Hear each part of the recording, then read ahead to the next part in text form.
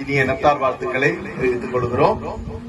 நத்தார் வாழ்த்துக்களை உங்களுக்கு தெரிவிப்பதோடு கூட இந்த நத்தார் காலத்திலே உங்களுக்கு ஒரு நல்ல செய்தியை சொல்லி போகலாம் என்று வந்திருக்கிறோம். இந்த நத்தார் இந்த பண்டிகை ஏன் கொண்டாடப்படுகிறது என்றால், உலக ரட்சகராகிய இயேசு கிறிஸ்து இந்த பூமியிலே பிறந்ததை நாங்கள் நினைவுபடுத்தும் விதமாக இந்த பண்டிகை நாங்கள் கொண்டாடுகிறோம்.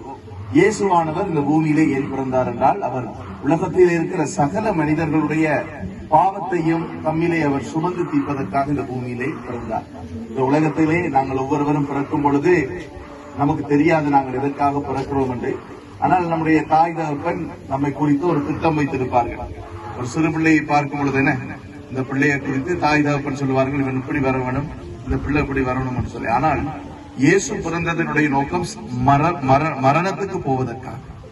என்னத்துக்காக அவர் மரிக்க வேண்டியிருந்தது என்றால், நானும் நீங்களும் செய்த தவறுகள், பாவங்கள், மீறுதல்கள், பிழைகள் இவைகளை சரி செய்வதற்காக இயேசு அவர் அந்த தண்டனையை தன் மீது ஏற்றுக்கொண்டார்.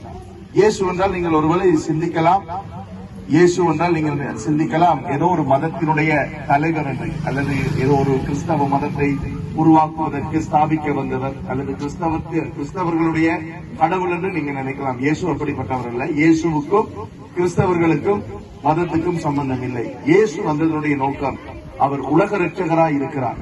அவர் உங்களையும் என்னையும் நேசிக்கிறார்.